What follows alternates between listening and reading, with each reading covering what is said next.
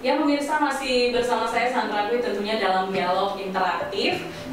Saya sekarang mau ini Pak, beralih ke masalah infrastruktur PLBN ini secara lebih detail Pak. Kalau boleh dijelaskan itu sumber dananya sendiri dari mana Pak?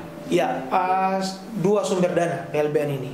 Yang pertama sumber dari APBN pusat, lalu kemudian ada sumber dana dari APBD Kabupaten Merauke. Untuk APBD Kabupaten Merauke kita melakukan pengadaan tanah untuk PLBN ini. Ini sebenarnya sudah sekitar 4 atau 5 hektar itu sudah kita adakan untuk PLBN ini. Nah itu dibayar oleh APBD Kabupaten Merauke. Nah, lalu kemudian untuk APBN-nya itu seluruh ini, mulai dari depan sampai di belakang ini fisiknya itu dibayar oleh pemerintah pusat. APBN pusat. Melalui akses jalannya Pak? Akses jalannya dari mana? Yang dari tubuh di depan itu sampai dengan ke PLBN. Kalau tidak salah itu dari Merauke ya. Tapi itu semua dikerjakan dari pusat ya. Kemarin ya dari pusat. Cuman mungkin pelebaran itu koordinasi dengan mulai dari depannya. Akses jalan sudah dari pusat. Itu semua jadi dua sumber dana itu dari pusat dan juga dari pemerintah Kabupaten Merauke. Mungkin bisa dijelaskan Pak untuk pemirsa di rumah fasilitas apa saja yang sudah disediakan di PLBN? Iya. Terima kasih. Di Sote ini ada dua zona ya. Kalau kita lihat, dari depan, zona di depan itu nama zona penunjang. Zona penunjang itu terdiri dari satu los pasar yang ada di depan, nah, terus titik 0 km yang ada di depan, terus lalu patung Soekarno. Nah itu sebenarnya diperuntukkan untuk kalau masyarakat dari Kabupaten Merauke atau masyarakat sekitar sini untuk melakukan wisata, itu boleh. Lalu kemudian ada zona inti. Nah zona inti yang ada di dalam sini, mulai dari kantornya, kantor CIQ itu mulai dari karantina, imigrasi. Karantina ada dua, karantina pertanian dan juga karantina ikan. Lalu ada bea cukainya, lalu kemudian ada keimigrasian. Semua ada di ruang dalam sini. Lalu di dalam juga ada yang namanya mes di sebelah kanan. Ada mes. Mes itu ditunjukkan untuk karyawan yang bekerja di sini dan juga petugas CIQ yang bertugas ini. Lalu kemudian di depan itu di zona inti ini ada pos 2. Ada pos pertama itu pos security, lalu kemudian di depan itu ada pos security. Sebelah kanan dua-dua ini adalah perwakilan dari masing-masing polisi dan juga tentara. Tapi mereka tidak semua ada di dalam. Mereka cuma perwakilan satu-satu saja. Ini berdasarkan perka peraturan dari kementerian berkaitan dengan penempatan personil yang ada di wilayah zona inti dan juga untuk sebelah ini barak atau mes penginapan untuk staf dan karyawan. Kalau gedung utamanya sendiri itu diperuntukkan untuk apa Pak? Ya, gedung utamanya diperuntukkan untuk kantor. Kantor. Ini mulai dari kantor keimigrasian sudah disesuaikan berdasarkan tempatnya sudah dibagi. Jadi kalau mulai dari jalan dari PNJ yang paling depan itu adalah karantina dan juga dari kesehatan lalu kemudian diakhiri dengan keimigrasian. Kalau dari Indonesia ke PNJ mulai dari pertama sekali adalah keimigrasian, lalu kemudian itu sudah ada tempatnya sudah dibuat sebelah kanan. Ya. Jadi tinggal lihat kalau kita kiri dan kanan. Jalan masuknya di sebelah sini, jalan keluarnya dari sana sebelah sini. Jadi sudah diatur, sudah penempatan sudah disampaikan kepada masing-masing instansi untuk menempati dan barang-barangnya pun mereka sudah ditempati masing-masing. Sekarang tinggal siap. Sudah ada ekstra semua. Kulkas es untuk karantina juga sudah ada. Kulkasnya untuk ikan. Jadi kalau ada ikan-ikan yang dicurigakan disimpan di situ untuk ini. Jadi tapi kedepannya ini tetap akan dibuka untuk masyarakat umum? Iya pasti bisa masuk. Tapi dengan ada pengawal. Kalau zona inti biasa ada pengawal. Tapi kalau zona depan silakan. Bebas ya.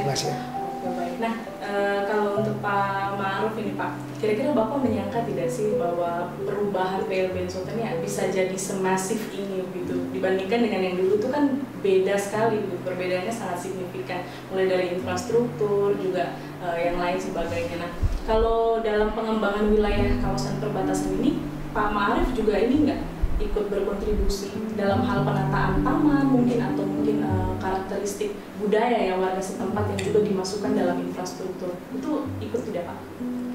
Kalau kami membantu dari aparat instansi yang ada di sini, kami tergolong tadi security. Terus kemudian kalau hal-hal yang seperti itu kami menyesuaikan saja dari rekan-rekan yang ada di sini. Oke, baik. Apabila nanti Pak Elias kalau sudah mencapai proses finishing ini dan sudah dibuka untuk umum, itu dari segi apa ya, maintain-nya, pemeliharaannya itu nanti akan di-offer kemana?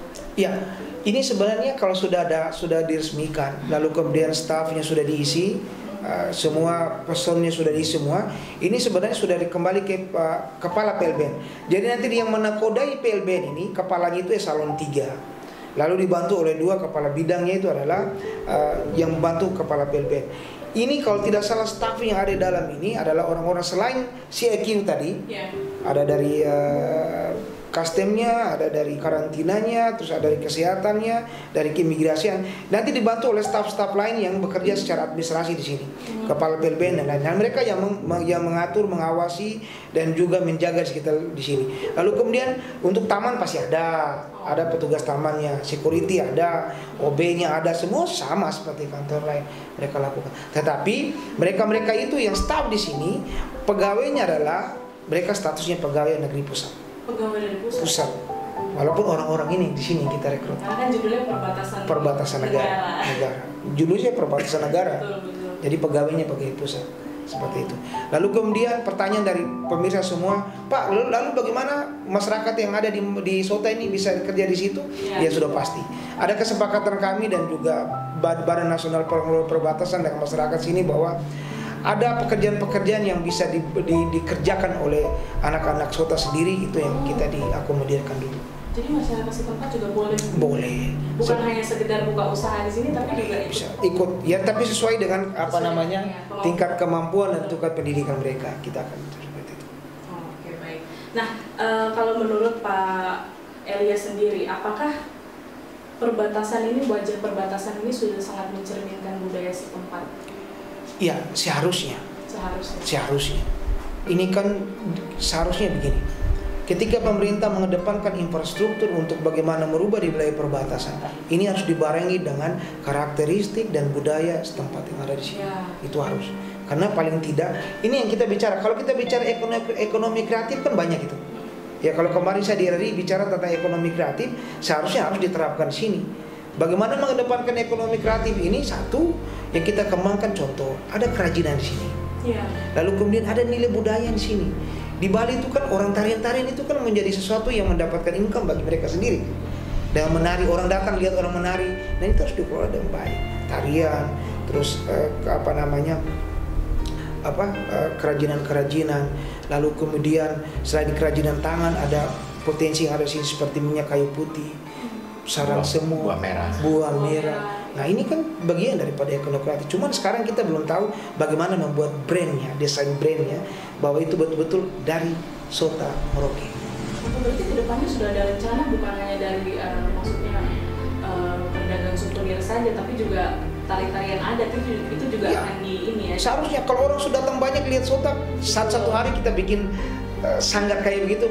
Oke, kita tarian, orang lihat lewat. Tapi ini harus dikelola baik supaya teman-teman juga merasakan kehadiran PLBN, kehadiran perbatasan menjadi bagian juga dari kita semua yang ada di Sota sini dan juga wilayah Merauke.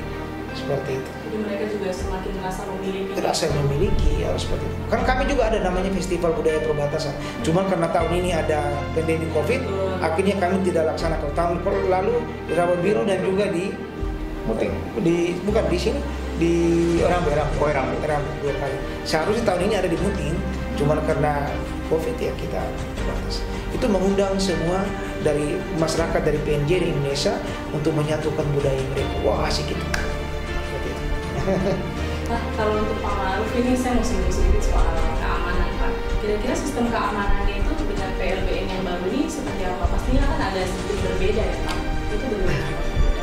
Ya, jadi masalah keamanan ini kan tadi disampaikan bahwa kami security. Nah, kami bekerja sama dengan aparat yang ada di sini, TNI Polri.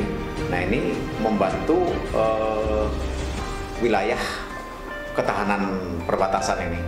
Jadi memang kita di sini sudah satu persepsi TNI Polri, kita membantu pemerintah dalam upaya tadi keamanan dalam negeri. Berarti sistemnya tetap ya Pak ya? Iya. Ya. Oke, baik. Ya pemirsa, kita masih akan kembali lagi dengan pembahasan yang sama tentunya, maka jangan kemana-mana, tetap bersama saya dalam Dialog Interaktif.